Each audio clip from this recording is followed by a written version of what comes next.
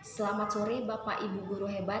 Saya Dian Pratiwi, CGP Angkatan 4 Kabupaten Asahan dari SMA Swasta Daerah Erjoman. Pada kesempatan ini saya akan mengobrol langsung dengan rekan sejawat saya yang bernama Bapak Sutanto ST. Apa kabar Bapak? Alhamdulillah baik Ibu. Oke, saya ingin mengajak Bapak untuk sharing mengenai bedah kasus yang ada pada program guru penggerak. Jadi saya ingin meminta Bapak membahas tentang kasus, yaitu pada kasus ketiga. Izin ya Pak, saya akan membacakan kasus tersebut. Studi kasus ketiga yaitu Anda adalah guru mata pelajaran Bahasa Indonesia di SMA Karakter Mulia. 4 hari lagi adalah hari pembagian rapot semester 1. Sebelumnya, semua guru telah menyerahkan daftar nilai murid-murid pada pelajaran yang diampunya pada kepala sekolah, Ibu Rosdiana. Ibu Rosdiana adalah kepala sekolah yang baru bertugas di SMA Karakter Mulia di tahun ajaran ini. Hari ini, Ibu Rosdiana mengadakan rapat guru. Ia membuka pertemuan dengan berterima kasih atas kerja keras para guru dalam mengajar murid-murid selama ini, dan juga telah mengumpulkan nilai rapot dengan tepat waktu. Kemudian ia menyampaikan bahwa secara umum nilai rapot yang diberikan oleh guru-guru terlalu rendah dan tidak mencukupi untuk mendukung murid-murid masuk perguruan tinggi negeri melalui jalur nilai rapot atau jalur tanpa tes. Ia dengan tegas menyatakan kalau nilai rapot tetap seperti itu, maka murid-murid sekolah kita sampai kapanpun tidak pernah bisa diterima di PTN dengan jalur nilai rapot. Ia juga menyatakan bahwa salah satu target kerjanya di SMA Karakter Mulia adalah membuat 25% murid diterima di PTN dengan jalur rapot. Oleh karena itu, sejak murid-murid di kelas 10, nilai rapot mereka harus diberi bagus dan menunjukkan grafik peningkatan. Ibu Rosdiana akhirnya meminta guru-guru untuk menaikkan nilai murid-murid 10 poin. Maka bila nilai murid 70, maka akan menjadi 80 dan seterusnya. Demi membantu masa depan mereka dan juga demi nama baik sekolah agar kepercayaan masyarakat meningkat bila banyak murid-murid di sekolah ini yang diterima di PTN dengan jalur nilai rapot. Anda telah mengajar di sekolah ini selama lebih dari 5 tahun. Dan selama ini Anda merasa diberi otoritas dan kepercayaan penuh dalam memberikan penilaian pada murid-murid Anda. Selama ada bukti-bukti penilaian yang lengkap, akurat, dan dapat dipertanggungjawabkan, Anda merasa kredibilitas Anda diragukan dan integritas Anda dipertanyakan. Bila Anda sebagai guru bahasa Indonesia meningkatkan nilai tersebut, apa yang akan Anda lakukan dan atas dasar apa Anda melakukan itu, Bapak? Baik. Terima kasih, Bapak. Sebetulnya ini kita dihadapi dengan situasi yang dilematis ya Ibu. Iya. Karena di sini kita harus memilih dua pilihan ya. Iya. Yang pertama, saya harus mempertahankan idealisme saya untuk tetap mempertahankan nilai anak-anak itu, atau saya mengikuti saran Ibu itu menaikkan 10 poin nilai anak-anak itu. Iya.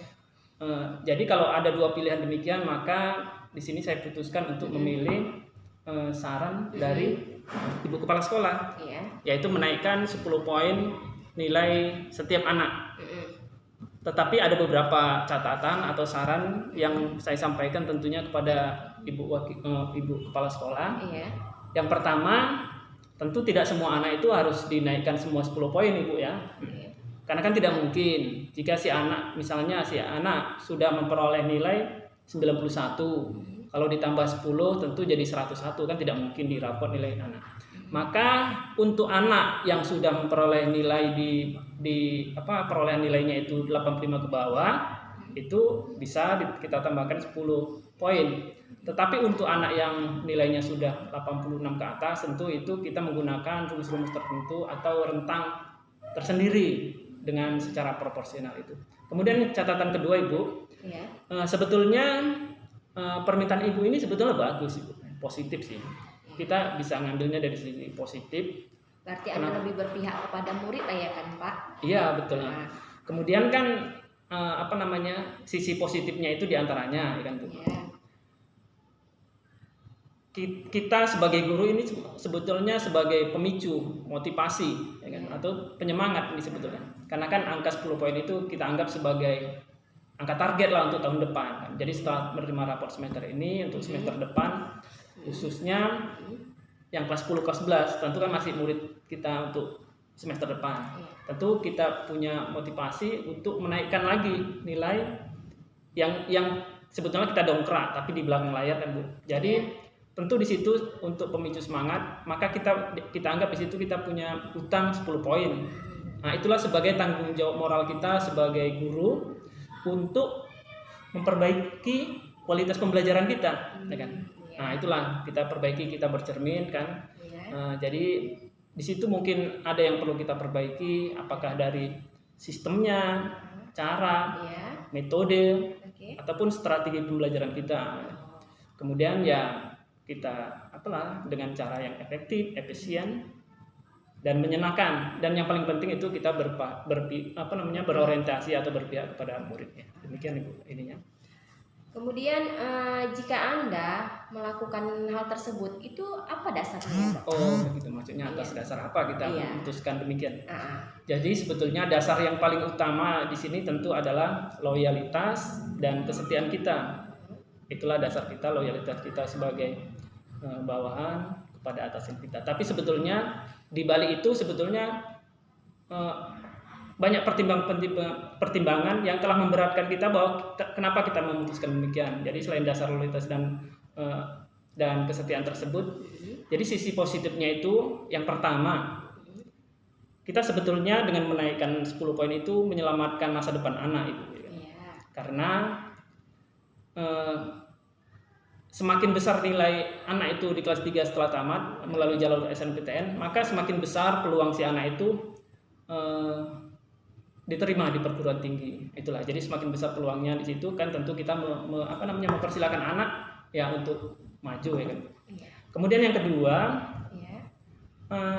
dengan banyaknya anak kan setelah anak itu besar peluangnya diterima, tentu banyak anak-anak diterima di perguruan tinggi. Jadi semakin banyak anak-anak itu masuk di perguruan tinggi, tentu hal ini akan membawa citra baik kan, nama baik sekolah, dan tentu juga akan menaikkan indeks atau mutu sekolah. Nah, itu sisi positifnya. Kemudian sisi positif yang berikutnya, sebetulnya si anak ini nilai rendah itu kan mungkin ada beberapa hal yang membuat dia nilai rendah kan.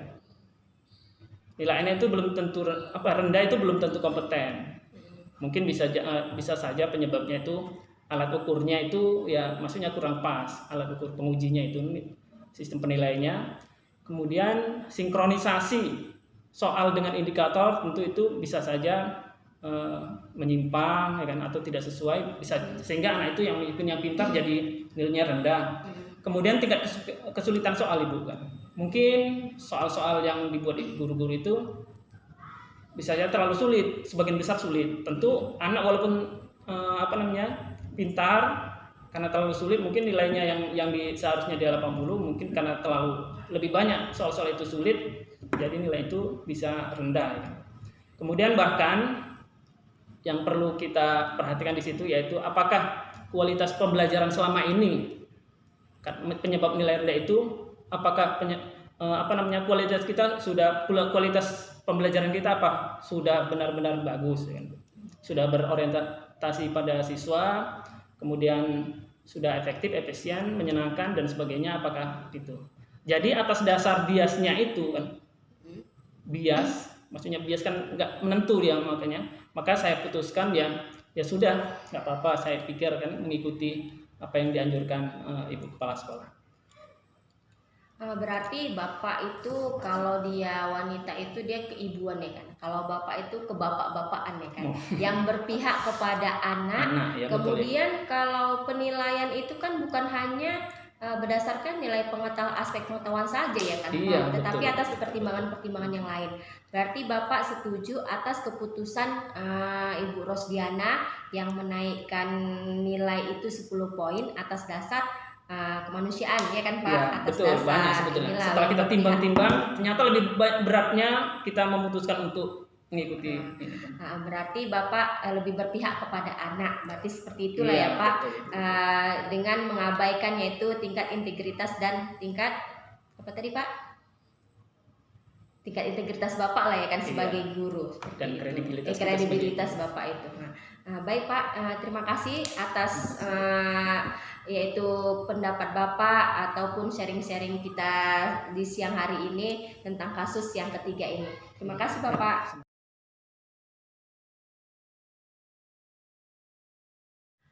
Tanggapan saya dengan pendapat yang disampaikan oleh Bapak Sutanto ST, saya sependapat dengan beliau.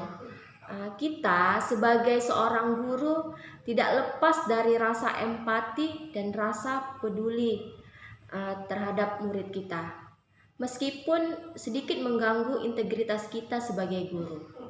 Hanya saja memberikan nilai tinggi pada murid kita itu perlu juga diimbangi dengan pembelajaran yang maksimal dari guru maupun murid. Misalnya, semakin meningkatkan proses pembelajaran yang lebih berkualitas, lebih kreatif dan lebih inovatif, sehingga anak-anak didik kita benar-benar memiliki apa yang diharapkan oleh kepala sekolah, dan anak-anak bisa masuk ke dalam perguruan tinggi negeri sesuai dengan nilai dan kemampuannya. Terima kasih.